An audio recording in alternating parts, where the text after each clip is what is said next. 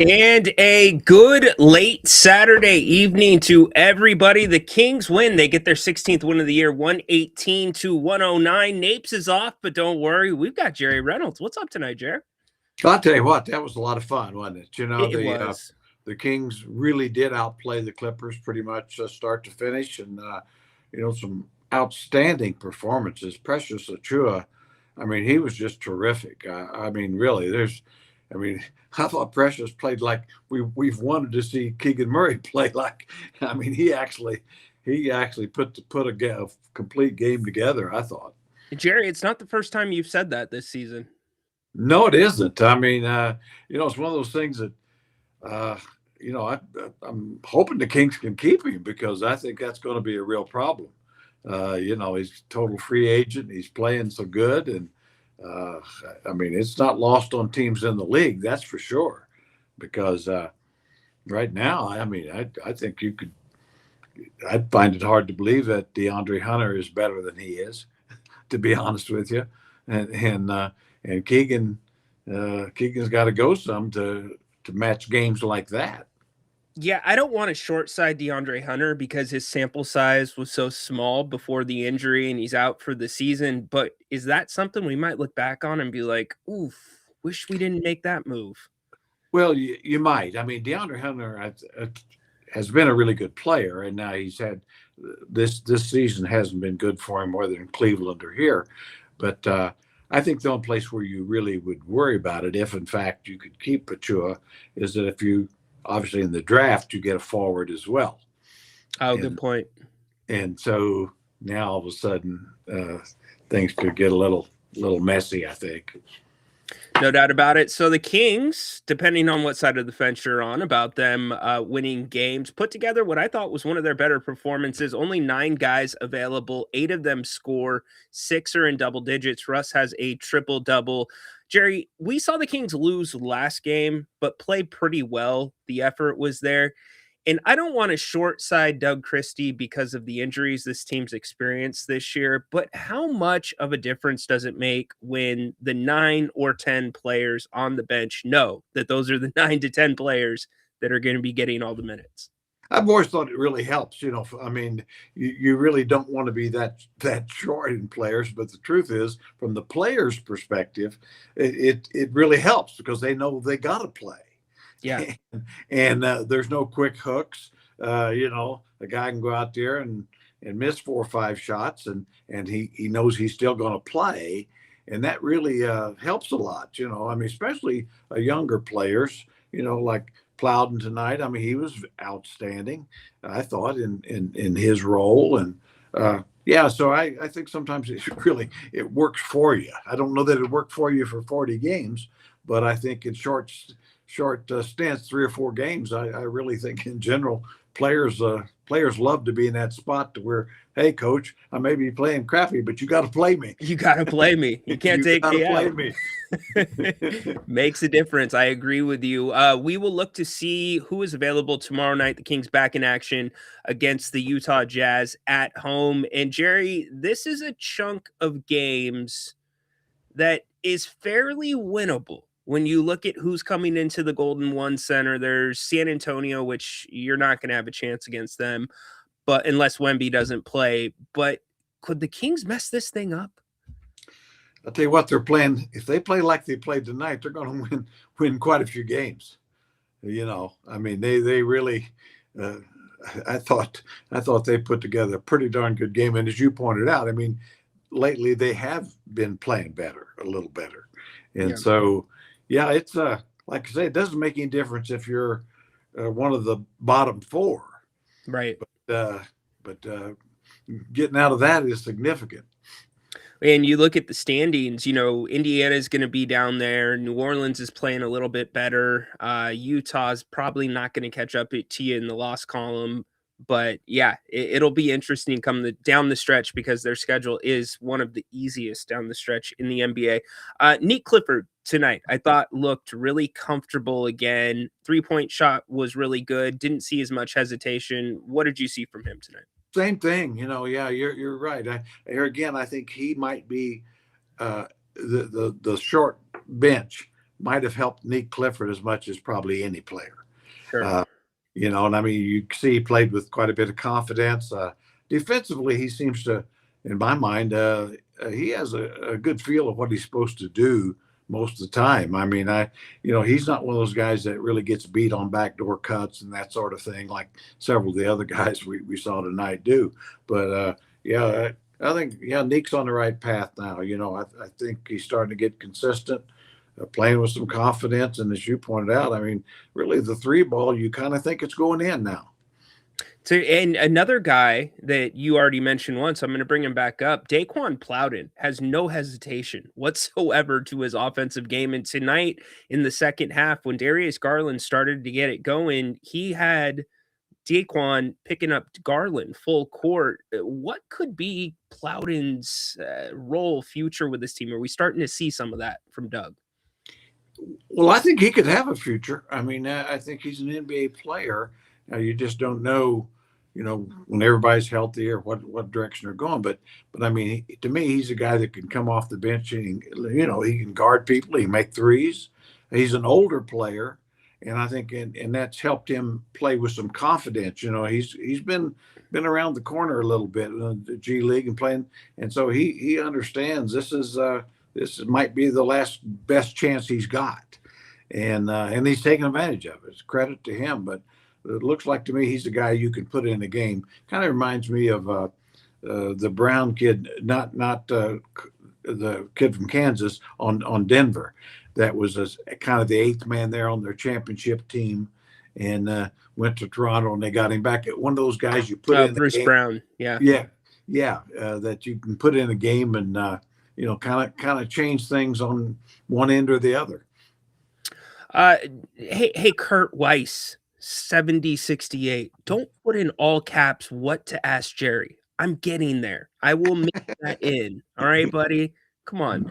But anyways, why don't we get there? DeMar DeRozan, Jerry, the list is growing of playoff teams that are going to regret not going out and getting him. Have you seen a better, and obviously Jordan, Kobe come to mind, but in the NBA right now, back to the basket, where does DeMar rank? Well, he ranks right near the top, I mean, really of the last 15, 20 years. I really think that. I mean, he simply has got ways to score the ball, very comfortable with his back to the basket. Even when he draws the double team, as we saw tonight, he's really got a lot better knack passing out of it and finding guys than I think he's given credit for. I think that's one part of his game that's really underrated is his passing ability, and he created a lot of open shots for his teammates tonight. And like as you pointed out, I mean, the Clippers had to double him. Yes, they did. They had to double him, and that really created. And he was good about moving the ball out of the double team and then creating those. I always say once you create the double team, if you pass it out quick, another pass after the pass out results in an open shot. Well said there. Kings win tonight, 118-109. Maybe their best first half, or in the conversation for best first halves of the season. Gets a little squirrely in the third quarter, a little slow at the start of the fourth, but then the Kings end up turning it on. One thing is for sure, Jerry, Max Ryno is here to stay in Sacramento, and the vets trust him with the basketball now. Boy, and they should. I mean, obviously Russ finds him a lot. There's no question there. But he's got good hands, and not only does he catch it well, but that little quick flip. Yes. The defenders just really can't get to that ball. I think that's been the most impressive thing. I mean, right or left-handed, but one thing you look for in a big man is really, like I say, does he catch the ball well? Does he keep it when he rebounds it? I mean, he's got the good hands and skills to match. Yeah, and Dylan Cardwell made his way back tonight. It'll take him a couple games to get back into NBA shape and get back in the flow. I'm sure, Jerry, we'll see vintage Dylan Cardwell by the time we get to the long road trip on the East Coast. Yeah, absolutely. I mean, he considering, everything, I thought he did fine. Yeah. But, just like you say, he's going to need 2 or 3 games to get comfortable again. No doubt about it. The Kings, again, get their 16th win of the night. If you'd like to call the show, we will be taking calls for a little bit. We're not going to go super long tonight. Jerry, thank you for staying up, by the way. This is a late night for you, buddy. This is a late night. Well, I've actually got my pajamas on below. So, hey, at least you have something on. I'm happy to hear that. So yeah, I just have to put the tops on later. So hey, the last couple minutes of the game with the referees, is that just the perfect example of what's wrong with the NBA right now? It's one of the things, no question about it. It just I don't know. I just with the referees, it's an impossible job anyway. But allowing all the bickering and whining and whimpering, it doesn't change anything. And I think the league is really really wrong in almost encouraging it. That every call the player's supposed to get a definition from the official. It's like no, it isn't necessary, and they're not, as you know. I mean. It really puts a lot of pressure on, especially young officials that really haven't established themselves. I mean, like I say, I like to go back to the old days of Jake O'Donnell and Earl Strom. And those are two names I've never heard. And those kind of guys. And I guarantee you that the game moved a little faster. They weren't going to tolerate very much. They'd say, okay, yeah, well, I called it. Go away. That's so good. That is so good. Athena, I am looking at Jerry. The problem is my camera's over here. Jerry is here. So I appreciate the love. What else would I look at right now but the one and only Jerry Reynolds? Yeah, I'm so pretty. That's for sure.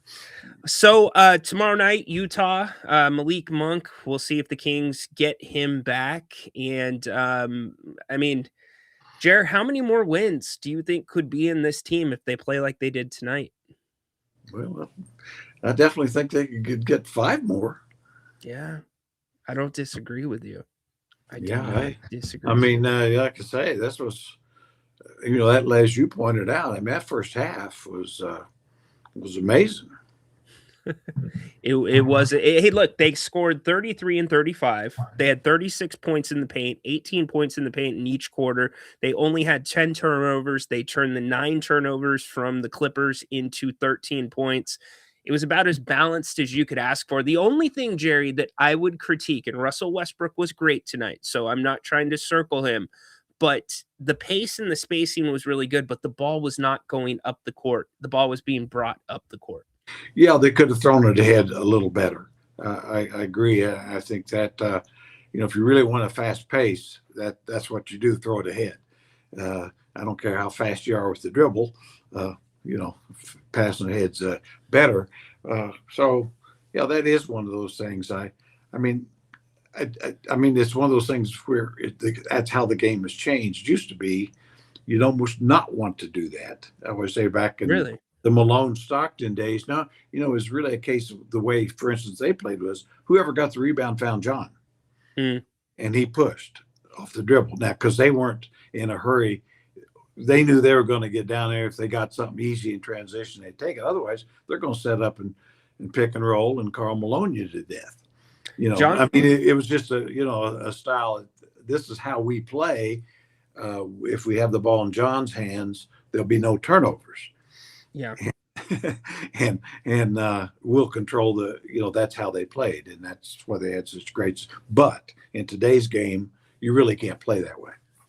Very true. Jerry, I think the last time we were here, John Salmons dropped in when it was just you and me. Now, John says it's him. If it is, John, hope you're doing well. Thanks for tuning into the show. Is there a question you could ask John that only John would be able to answer? Well, if it's the real John Salmons, I can tell you one of the greatest games individuals I think play I ever remember was at Denver. And basically the team, due to weather conditions, had to change and get their uniforms on the bus from Colorado Springs. And John went for a triple-double that night in a big win over the Nuggets. There you go. There you go. We'll see. We'll see what John has to say about that. Hey, go get the other half of your pajamas on. Thanks for staying up late with us tonight. Really appreciate it. And I guess we'll be back at it tomorrow.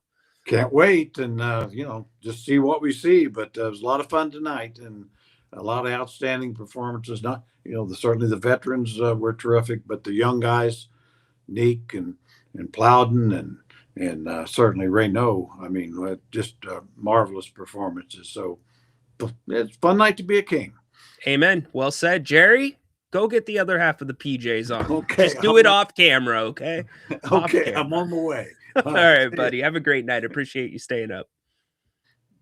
Good stuff from Jerry. What do you want to talk about? Tay, were you at the game tonight? Our guy Tay down in the OC. There was a small contingent of Kings fans that I know made the trip tonight. But the Kings seem to, some of those guys really like playing in LA. Westbrook's been one. Certainly Malik, who did not play tonight, is one. But DeMar DeRozan, he's from that area. So that little banter always kind of helps when you have those people courtside. The Kings did not need any fixes tonight. But if you need anything with your plumbing, not HVAC, gas lines, water filtration, sewer repair, give New Works Plumbing a call. They are available 24/7. They've been to my house a couple of times on short notice, did an excellent job. My wife's sitting there asking them to teach me. No, but they would have if I would have allowed it. Trust me. No job too big, too small for them. Give them a call, 916-713-1010. Go to newworksplumbing.com. Again, anything plumbing related, they've got your back. They will not only fix the issue, but give you a heads up on what might be next for the house. New Works Plumbing. They've got a fix for you 24/7. Give them a call.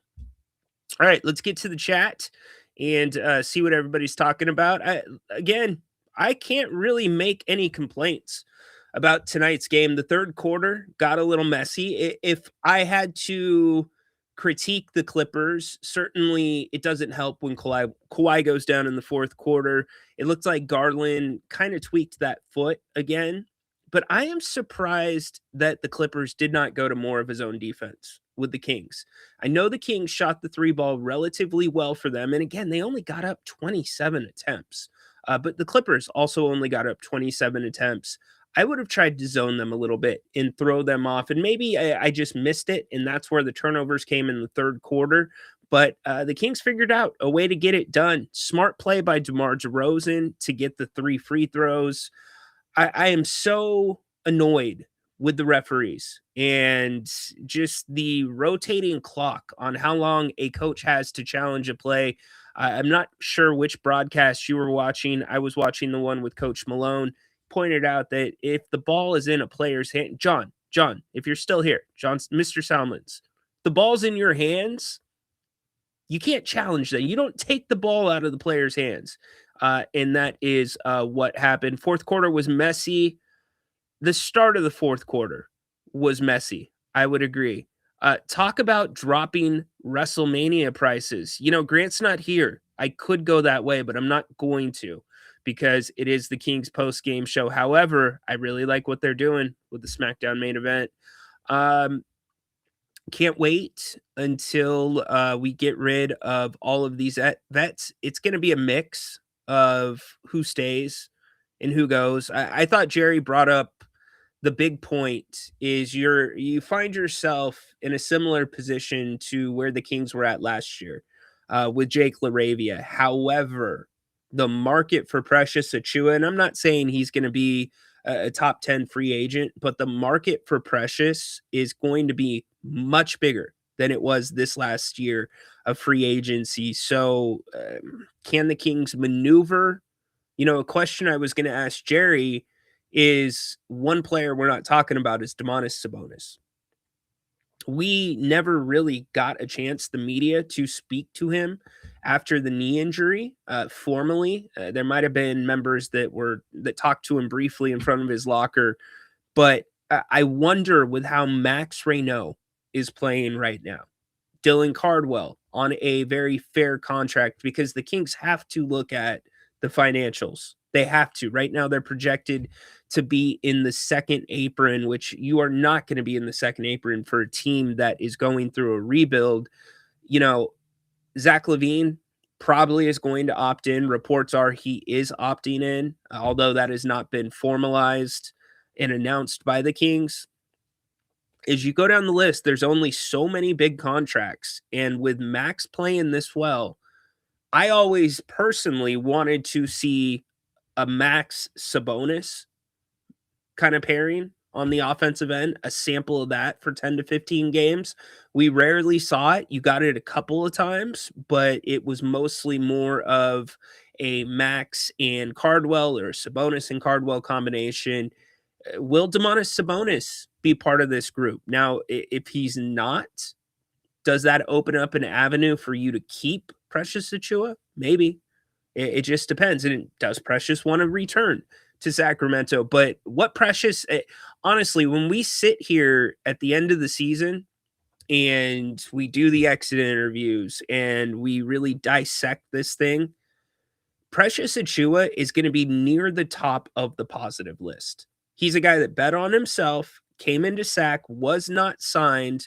He did go through training camp with another team. I forget what team that was, but nobody during free agency until training camp started actually brought him in. He was not on a guaranteed deal, obviously. So he came into SAC and he is continuing to work himself into better shape and continuing to showcase more of an offensive game than you ever saw in New York when he played for the Knicks.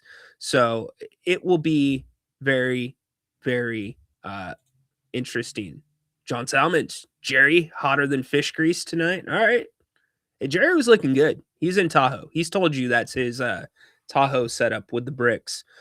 Precious going back to New York City. I don't know if that would be in the cards. I mean, the other question is, and I know it's been a big topic of debate on the radio show on Fox, which if you are not joining us, make sure you join us weekdays 3 to 6 o'clock, Fox Sports Radio 104.7. The other big topic, and now I just lost my train of thought. Oh, Russell. That's it. Sometimes that happens. Is Russell going to be back for another season? We'll see. Love that handle. And yes, I could see him going down there. Precious to the Lakers. The Lakers beat the Nuggets tonight in a game that it was Austin Reeves. If you want to go watch how to perform the shot off the rim when you're shooting a free throw because you need to get the ball back, he did it perfectly tonight. I'm not saying you can replicate it every time, but he did it perfectly. He hit it in the right spot, got it to go to the area where nobody was at. But the Lakers get the head-to-head win with the Nuggets. I still think the Nuggets are a much better team, but get ready for the talk of whether or not the Lakers are going to be contenders. They're not, but just wait. It is coming. But we're here to talk about the Kings. Kings win again tonight. Look, usually playing the Clippers in LA is not great for them. I know they had that memorable, 160 plus night that went to double overtime where the Kings beat the Clippers. But last season, really, if you want to talk about where the Kings season ended, it was the game against the Clippers in LA. Everything went downhill from then. And that was another game where the Kings played a very, very good game. It was a race to 100 points. And that was the game where Keegan Murray, it was either Keegan or Keon, had to go through a couple of screens, came across the lane. Kawhi Leonard hits the game winner. And that is where things kind of unraveled for them. But no unraveling tonight. The Kings take care of business. NBA scoreboard tonight. Might as well go over it. The Cavs get a temporary stop to their momentum. The Magic beat them 128 to 122. The Raptors lose to the Pelicans. So that's good for the Kings. 122, 111. The Knicks blow out the Jazz 134, 117. The Nuggets. Oh, this is old. What are we doing? I updated that. My bad, y'all. I am sorry about that. That's weird. All right. We're not going to talk about the Kings. air the rest of the scores in the NBA tonight. We will talk about the Kings schedule though, because as we talked about coming down the stretch, it is a little bit easier. The rest of this homestand is fairly winnable.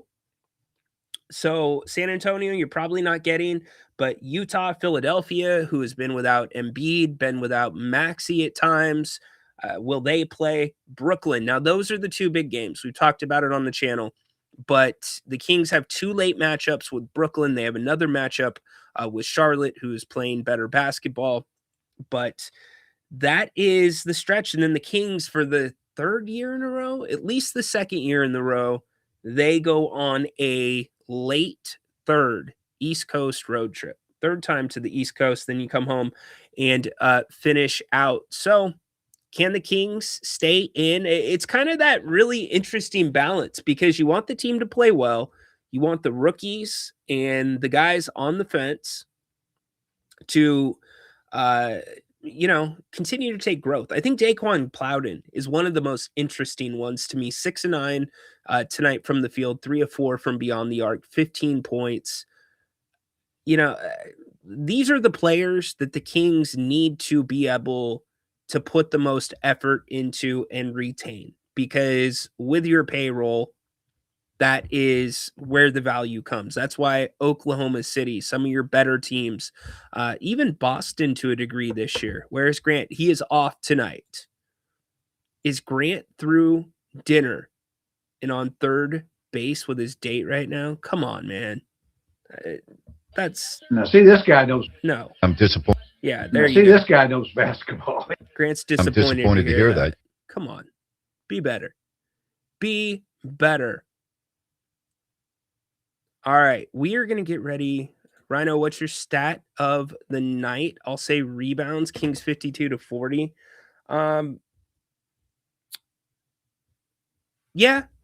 I would also go with points in the paint. That's probably where I would go. You know why I say that? They had, in the first half, they had 28 made field goals and 18 were in the paint. So I don't know what the total for the game was, because the Clippers got into the paint in the third and the fourth, but the way the Kings were able to play inside out. So yeah, I got to go points in the paint, to be honest. That's what changed the game. That's what made the Clippers have to make adjustments, and the Kings were able to finish everything out. So we are going to get out of here. I appreciate everybody. Do me a favor, by the way. Don't forget about our friends over at Bennett's tomorrow, weekend brunch. Don't want to. Oh, and also prime rib. That's right. Prime rib as well. So go check them out. 3 locations here in the greater Sacramento area. Brian, Margot, the entire team will take great care of you with the brunch tomorrow. Bubbles and brunch, $55. Get you 2 entrees and a bottle of champagne. Prime rib, I believe, is $33.99. Incredible deal as well. Love Bennett's prime cuts of seafood and steak. Happy hour all day tomorrow as well. Rockland, Roseville, Howe, and Fair Oaks. Go to Bennett'sRestaurants.com and check them out. And if you haven't already, you got to join me on Prize Picks. We have been on a great run since partnering with Prize Picks. And guess what? They are going to have their March Madness max out beginning tomorrow once the brackets are released. And Adam Silver might have canceled Magic City night in Atlanta. Prize Picks still holding it. They're doing a Magic City discount night where you can get Jalen Johnson for just half of a point. That's all he's got to do. He's got to score more than half of a point. Cool thing is, you pick 2 to 6 players on their stat projections, choose more or less, and let them line your wallet and have fun. Show off your lineups with your community. You can join communities and share your lineups as well. Download the Prize Picks app. Use the code Ryno50. You get $50 in free play when you play your first $5 lineup. Again, code Ryno50 will get you $50 in free play after you play your first $5 lineup. Tonight, I took Acuna, more than 1 hit. Shohei Ohtani, more than half of a home run. Guess what? That hit. It hit well. So the run continues. Come start your run with me right there on Prize Picks. Prize Picks, it's good to be right. All right, we're out of here. Let's get some rest. We'll be back tomorrow for the Kings and the Jazz. If you're going to the game, hope you have a great time. Grant and Jerry will be back tomorrow as well. Bennett's fan is happy. Yes, he is. Good win. There you go. All right, hit the like button. We appreciate you. We're back tomorrow. I will be at the arena. Grant and Jerry right here. 1 hour later for the start. Usually Sunday games start at 6. Tomorrow's going to be 7 because of the late start tonight in LA. We'll see you tomorrow. Kings win 118 to 109. How about that? Great game. 8 of the 9 players that played were in double digit or scored. You had 6 guys in double digits. Russell Westbrook, triple double. Good night for the Kings. Hope you all have a great night as well. So long. We'll see you tomorrow.